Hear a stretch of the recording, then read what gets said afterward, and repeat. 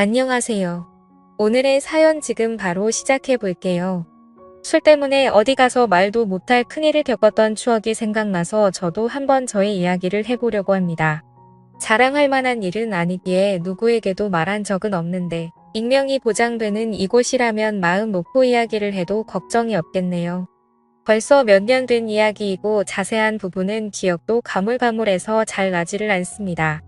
당시 만나던 여자친구와 있던 일화인데 그 여자친구에게는 여전히 비밀로 간직한 이야기이긴 하지만 지금은 알고 있지도 않을까 그런 생각이 드네요. 술 취하면 개가 된다는 말이 딱 저를 위한 말이라고 생각했습니다. 그때는 술 잘 마시는 게 자랑거리고 멋진 거라 생각했던 철없던 시절이었기 때문에 보통 한 번 술을 마시기 시작하면 다음 날에 필름이 안 끊기면 술을 좀 덜 마셨구나 생각할 정도로 틈만 나면 술 마시고 취하는 게 일상이던 시절이었지요.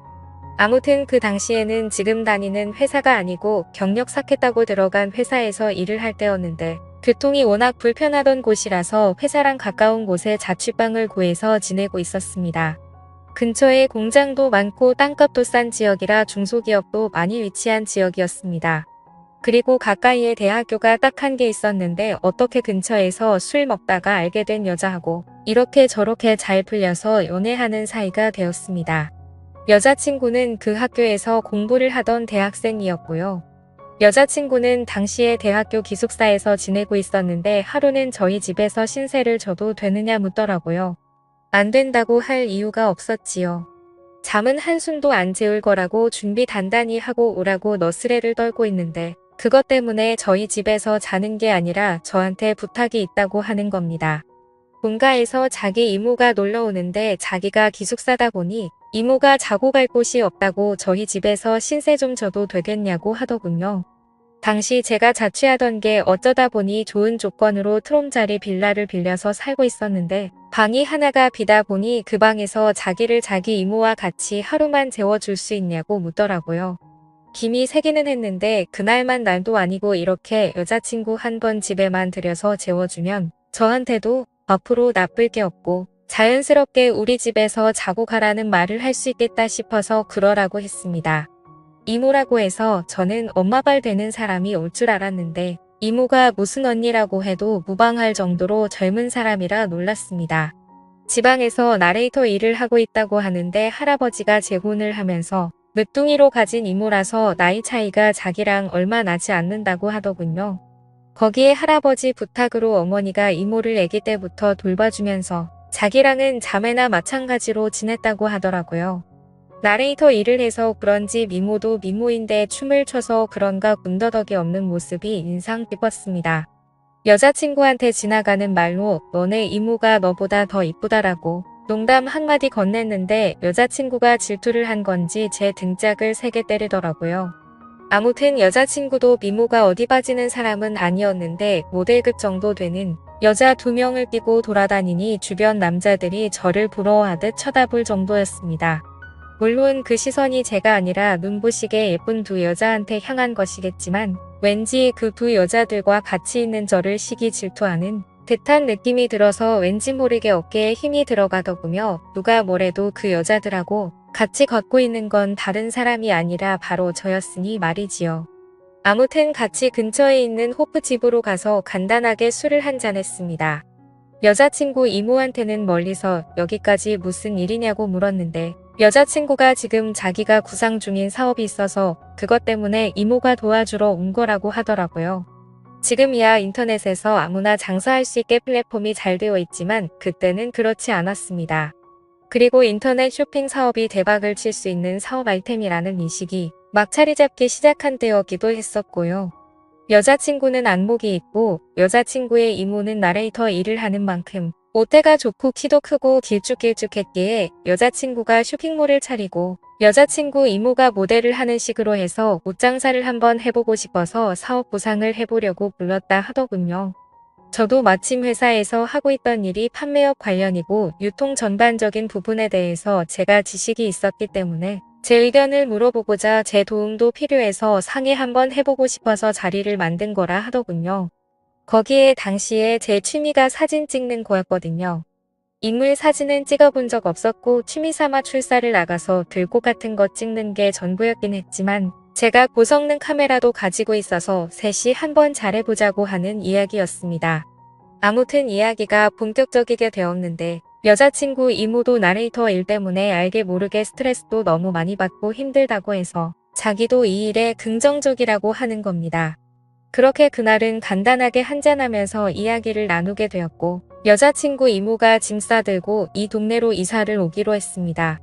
술이 애매하게 취해서 아쉽긴 했는데 그날은 여자들이 제 집에서 잠도 자고 가기로 되어 있으니 너무 무리해서 마시지는 않기로 했어요. 그런데 막상 여자친구 이모가 짐 싸들고 올라왔는데 지낼 곳을 따로 알아보지도 않고 무작정 올라온 게 화근이었습니다. 여자친구도 이모가 아무런 준비도 없이 올 것이라고 생각을 못했는지 어떻게 해야 하나 고민하더라고요. 하지만 결국 어떻게 되었겠습니까? 제 생각엔 애초에 여자친구 이모도 그렇게 할 생각으로 아무것도 알아보지도 않고 올라온 거라는 생각이 들었습니다. 저희 집에서 지낼 작정을 하고 온 거죠. 여자친구는 기숙사 생활을 하고 있었지만 아무리 자매처럼 자라온 이모라고 해도 남자친구 집에 이모를 살게 하는 건 아니라고 생각했는지 기숙사 짐 빼고 와서 저희 집에 같이 살림을 차렸습니다. 여자친구는 거실로 쓰는 곳 구석에서 지내기로 하고 저는 큰 방, 여자친구 이모는 작은 방에서 이렇게 세 사람이서 같이 지내게 되었지요. 저는 회사 일이 있었기 때문에 많이 도와주지는 못했지만 두 사람이서 아주 열심히 하는 것처럼 보이더군요. 원래 혼자 지낼 때는 집에서 반주도 자주 했는데 같이 살게 되면서 술을 못 마시게 되니 그게 참 불편했습니다. 이제 어느 정도 여자친구 사업이 가닥이 잡히고 시범 케이스로 몇 개 물건을 팔아보기 위해서 제가 사진을 찍어줬습니다. 인물 사진은 처음 찍어보긴 하는 건데 카메라 안에 담기는 여자친구 이모의 미모가 보통이 아니더라고요. 아무튼 그렇게 시범타로 물건을 올려서 팔기 시작했고 예상외로 반응이 좋아서 몇 벌 안 되긴 했지만 물건을 전부 매진시키게 되는 기염을 토하게 되었습니다. 그때는 아주 사업이 잘 될 거라고 잔치 분위기였고 그 분위기에 술이 빠질 수는 없었지요. 기쁜 날이기도 하고 어쨌든 이 성공에 저도 한몫 보탬이 되었다 싶어서 고주망태가 될 때까지 술을 마시게 되었습니다. 그런데 술이 들어가니 그동안 참아왔던 게 한 번에 터지게 되더라고요. 셋이 지내게 되면서 그동안 해야 할 걸 못하고 지냈는데 여자친구 이모가 술이 약해서 잠을 자러 방에 먼저 들어갔거든요. 여자친구랑 둘이 술을 마시고 있다가 저는 기회만 보고 있었습니다만 여자친구는 그래도 이모가 있는데 어떡하냐면서 자꾸 거절을 하기 시작했습니다. 그러다가 여자친구도 저랑 더 술을 마셨다간 뭔 일이 나도 나겠다고 생각한 건지 자기도 이만 자야겠다며 저보고 방으로 들어가라고 하더라고요. 힘이 팍세기도 해서 그냥 술이나 더 마셔야지 하는 생각이 들어서 여자친구한테 오늘은 내 방에 들어가서 자라고 했습니다. 그리고 혼자서 술을 더 마셨어요.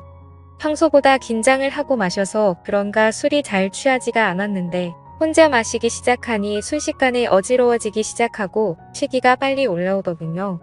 여자친구 이모랑 셋이 같이 살게 된 게 제 계획도 아니었는데 그것 때문에 아무것도 못하게 되었다니 속상하기도 하고 매몰차게 거절한 여자친구가 괘씸하기도 한데다가 술 기운도 오르기 시작하니 서운한 마음도 들더라고요. 그래서 이모고 뭐고 내 집에서 내 맘대로 해야겠다 생각해서 여자친구가 자고 있는 방으로 들어갔습니다. 여자친구는 저를 거절하는 듯 하더니 결국 저희는 숨을 죽인 채 밤을 지새웠죠. 그리고 그대로 잠든 것 같은데 아침에 머리가 깨질 것 같은 숙취에 일어나서 보니 제 옆에는 여자친구가 아니라 여자친구 이모가 있더군요. 이게 무슨 상황인가 싶었습니다. 제가 술에 취해서 꿈을 꾸고 있는 건가 싶기도 하고 가만 기억을 되짚어보니 여자친구 이모가 자러 간다고 방에 들어갔을 때 제 방으로 들어간 건가 싶은 기억도 나더라고요. 그리고 저는 당연히 여자친구가 제 방에서 자고 있을 거라고 생각을 하고 그 방으로 들어갔던 거고요. 저는 살금살금 아무 일도 없었다는 듯이 방에서 나와 거실에 있는 여자친구 이불 위로 몸을 숨겼습니다. 정말 술이 일찍 깨서 잠에서 일찍 깨어난 게 천만다행인 듯 싶더라고요.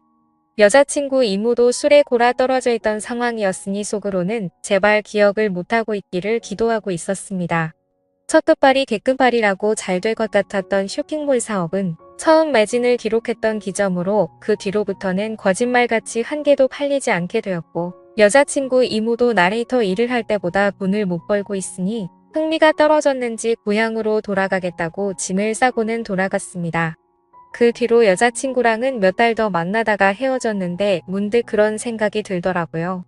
여자친구 이모가 과연 흥미가 떨어져서 돌아간 건지 아니면 그날의 일을 기억하고 있었고 여자친구한테 미안한 마음에 그냥 일을 접고 돌아가게 된 건지 말입니다. 진실은 그날의 일을 겪은 여자친구 이모만이 알고 있겠지요. 헤어진 뒤로는 당연히 소식도 들리지 않고 저도 회사를 옮기게 되면서 그 지역을 떠나오게 되었으니 살아는 있는지도 모르는 상황입니다. 그래도 가끔씩 그날의 일을 추억하면 정말 다른 것과 바꿀 수 없는 좋았던 젊음의 한 페이지였던 것 같네요.